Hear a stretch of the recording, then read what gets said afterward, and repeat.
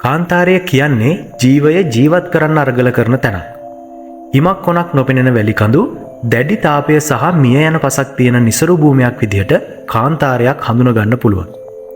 ඒත් මෙච්චර කාලෙකට මිනිසා ලැබපු තාක්ෂණික දියුණුවත් එක්ක මේ මැරුණු කාන්තාරවලට ආපහු ජීවය දෙන්න පුළුවන් නම් කොහොම වෙයිද? ඉතින් අද අපි කතා කරන්න හදන්නේ මැරුණු කාන්තාර ගහකොළ වලින් පුරවන්න උත්සාහ කරන නැනෝ රහසක් ගැන. ඉතින් මේ කාරණාව ගැන දැනගන්න කලින් ඔයා තවමත් අපේ channel එකට අලුත් කෙනෙක් නම් දැන්ම subscribe කරලා අපිත් එක්ක එකතු වෙන්න. එහෙනම් වැඩි කතා බහක් නැතුව අපි යමු අපේ වීඩියෝ එකට.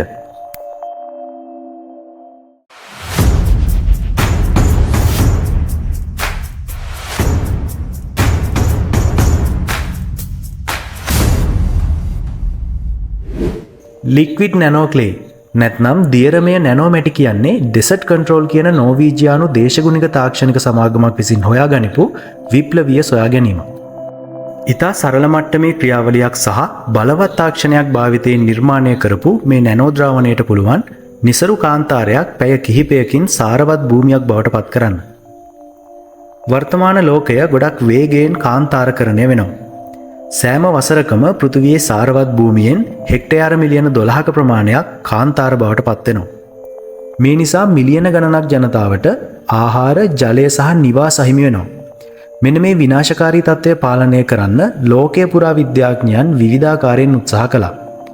එයාලට ඕන උනේ කාන්තාරකරණයෙන් පැනලා යාම වෙනුවට කාන්තාර වනාන්තර බවට පත් කරන ක්‍රමයක් තියෙනවද කියලා හොයපු එක. ඉතින් නෝර්වේ වල ඩෙසර්ට් කන්ට්‍රෝල් කියන සමාගම මේ අභියෝගය බාරගන්නවා. ඔවුන් මේකට ඉදිරිපත් කරපු අදහස ටිකක් අමුතු එකක් වුණත් ඒක සාර්ථක වුණා. එයාලා මේකට යොදාගත්තේ සොබාදහමේ පැරණිතම ද්‍රව්‍ය වලින් එකක් වෙන ස්වභාවික මැටි. ඔවුන් ස්වභාවික මැටි අරගෙන ඒවා විශේෂ ක්‍රියාවලියක් යටතේ නැනෝ පරිමාණයේ මැටි අංශු විදිහට වෙන් කළා. මේ නැනෝ මැටි අංශු පියවි ඇසට පේන්නේ නැති තරම් කුඩා වෙන නිසා ඒවට ගොඩක් පහසුවෙන් ජලයේ ඒකාකාරීව පාවෙලා යන්න පුළුවන්.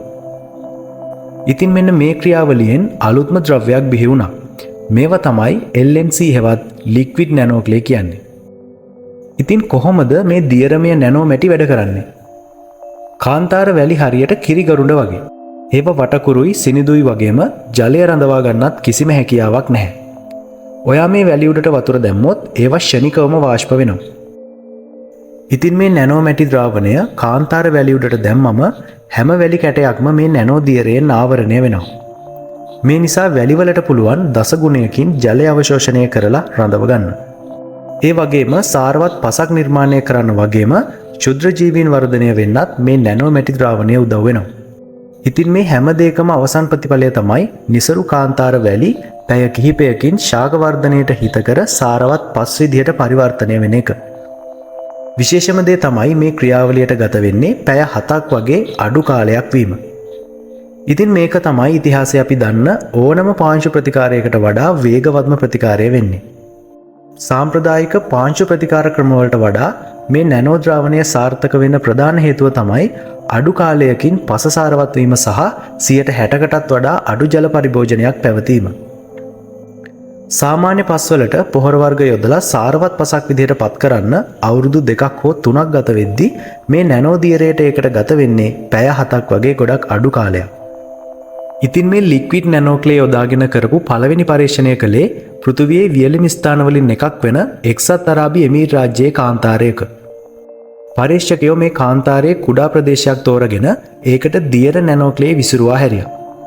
ඉතින් සති කිහිපයක් ඇතුළත මේ ප්‍රදේශයේ පස වෙනදට වඩා ගොඩක් සාරවත් වෙලා තිබුණා.